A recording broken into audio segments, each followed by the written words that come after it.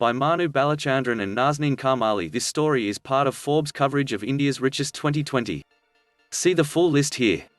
When the coronavirus pandemic broke out earlier this year, Adar Poonawalla, CEO of Serum Institute of India, the world's largest vaccine maker by number of doses produced and sold, weighed the options: do absolutely nothing and watch how it unfolds, or take the risk and become a front-runner.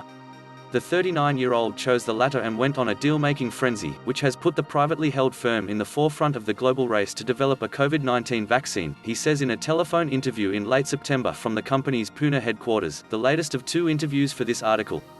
His father, Cyrus Poonawalla, worth $11.5 billion, founded the Serum Institute in 1966 and remains its chairman. "It's a huge personal risk I am taking," says Poonawalla. The firm, he says, is investing $800 million to help find, and then produce, a vaccine, and has already spent $300 million of that. To beat the virus, Serum Institute has secured 5 partnerships over the past 6 months, the biggest is its deal with AstraZeneca.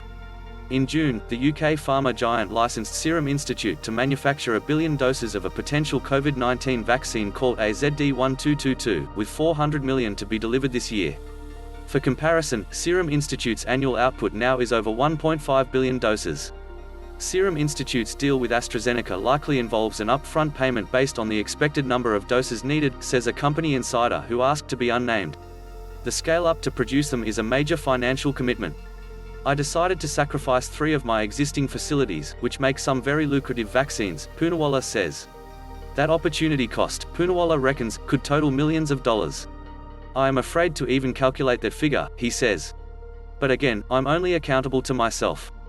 The vaccine is based on a genetically modified version of a common cold virus that infects chimpanzees, and was first developed by researchers at the University of Oxford, with AstraZeneca signing on to distribute it. "We are the only one, in India, who have that manufacturing capability," Poonawalla says. Half the doses are planned for India, which will be marketed under the brand Covishield, and the other half are earmarked for the rest of the world, in particular developing countries. AstraZeneca launched advanced clinical trials for tens of thousands in Brazil, South Africa, the UK and the US, while Serum Institute started its own trials with 1,600 volunteers across India and dedicated 3 of its facilities to begin production of more than 60 million doses monthly of the vaccine, with plans to ramp up to 100 million doses by December. Trials in several countries, including India, were briefly halted, then resumed, after an unexplained illness in one patient in a UK trial in early September.